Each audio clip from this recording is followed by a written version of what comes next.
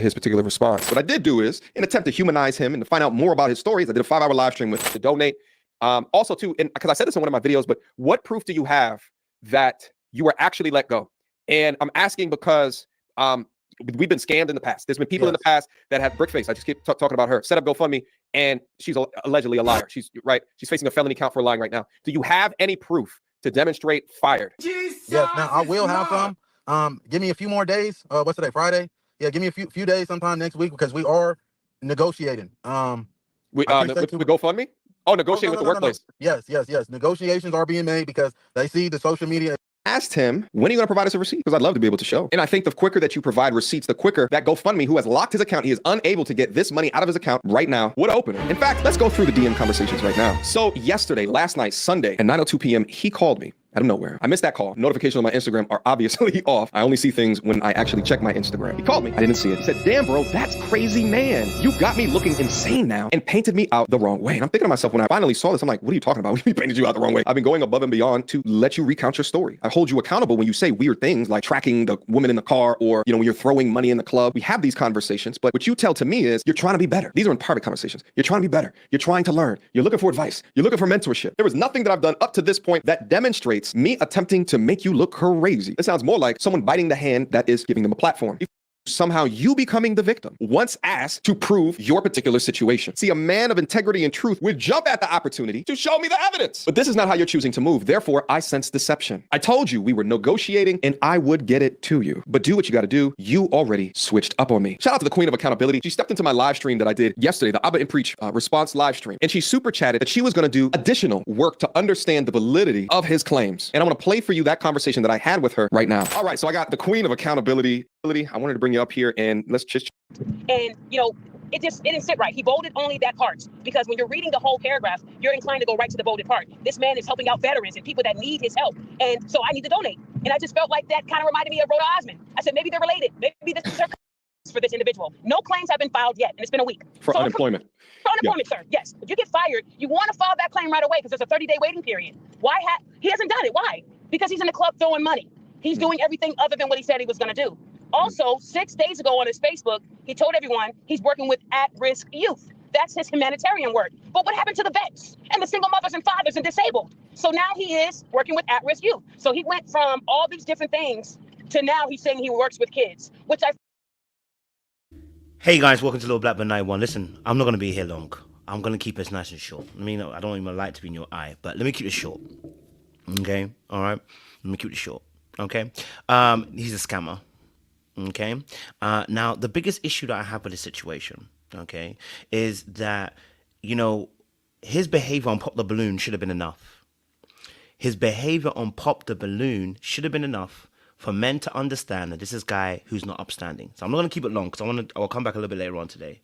But his behavior on Pop the Balloon should have been enough to let people know that this behavior that he has, the way he dealt with the women, the way that he handled the rejection, the way that he was rude, the way that he was disrespectful, okay, all right, the way that he actually began to look the women up and down, size them up, you know what I'm saying to you, the way that his tone was. Now, I said about both sides of the coin that both the women and the men are a little bit mad, but the way that he behaved, there was no way I could defend him, right? There's no way I can actually defend him and be like, this is normal behavior.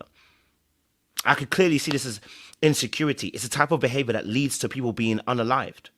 Right now, shout out to MTR. You know what I mean? He had a 5-hour live with him, and we can dissect parts of it. I'll do that probably another time. But the reality of the situation is, and look, I want to give issue some grace because, a couple of years ago, myself and Sean, we always talk about the same story, right? Married at First Sight, watching Married at First Sight and seeing how we were defending Zach, right? Because we understood as men that, sometimes those of us who are good or are trying to be good, when we look at other men in the same position, sometimes we defend them simply because they're men without actually fully looking at all the information on the table. Now, the reality of the situation is, right, with this guy, Aaron, is that the way he handled the women was abysmal. Not only was it abysmal, it was scary, right? Very scary. Because he would stand there look at you and then pick faults in you, which is what I was saying on my actual live. I said, this is a brother who is, once he sees that you don't like him the same way he likes you, or he thinks you're attractive, he don't think this attractive, or you know what I mean? Like immediately he starts looking at you. And I told you that one of the ladies that he that you know rejected him and was even polite about it, he was still rude. Which told me that you got a problem with rejection in general. It don't matter how they say it, you're still gonna be pissed off. Right? And that for me was dangerous.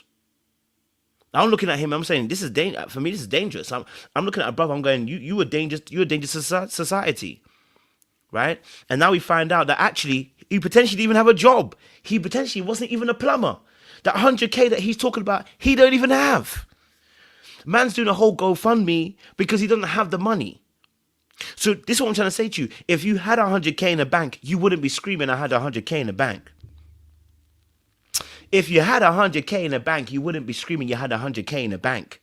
The fact that you have to scream that out, that arrogance, that having to let people know that you have 100K in the bank, I got 100K in the bank, I can take it out whenever I want to, right? Tells me you don't have 100K in the bank. The guy lost his job, was in the club, throwing money in the club. And meanwhile, had a whole GoFundMe. Man, see what I'm saying to you? When you are in a cult, and I'm going to say this specifically for men in the red pill community, some of you are in cults. Now I'm going to be very real with you, okay? This men in the red pill community, and I'm specifically addressing black men because this is a black man. You are in a cult.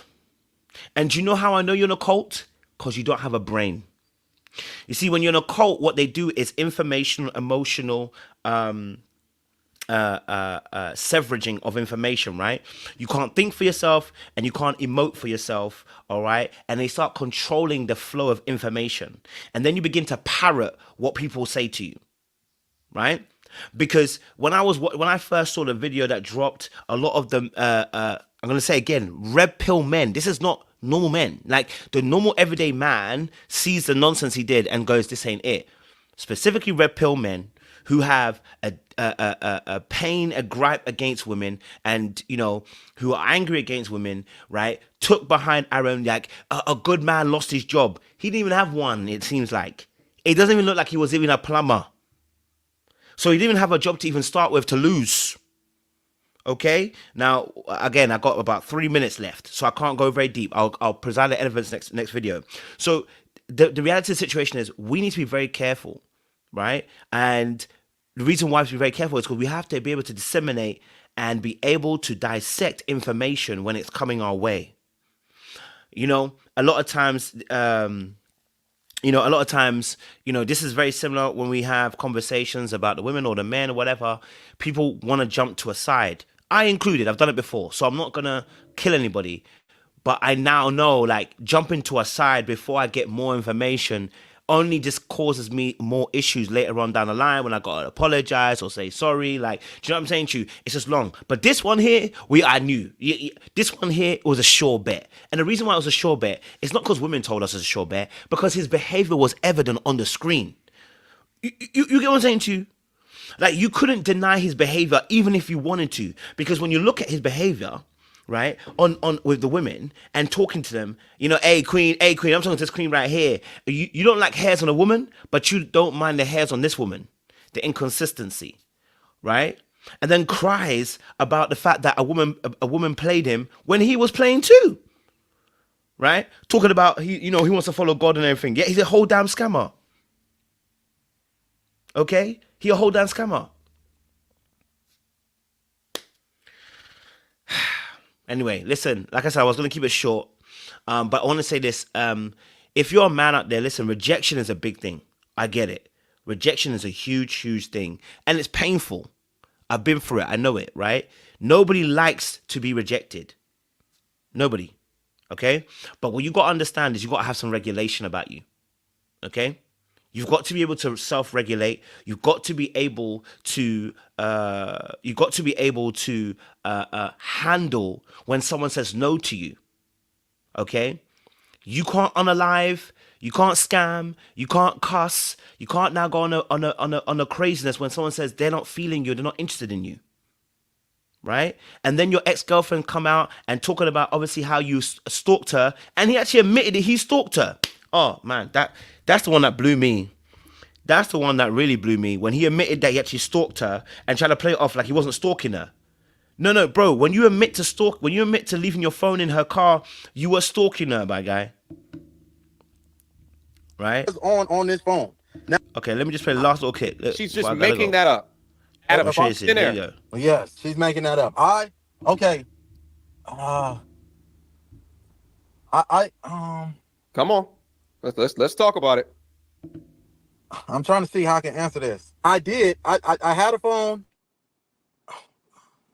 Man, I don't know how to answer this, honestly. I don't know how to answer this. But no, I didn't put no smartphone. I did have another iPhone that was in her car. I have two phones, okay? Aaron. No, listen. Let me break it down to you. I had two phones. One phone I do plumbing with, right? The other phone is my personal phone. I did leave the phone. I'm trying to answer this without sounding like a creep. So I'm trying to choose my words carefully, because they're gonna crucify me. So don't think nothing. But I had another phone, okay? I did plumbing services with this phone.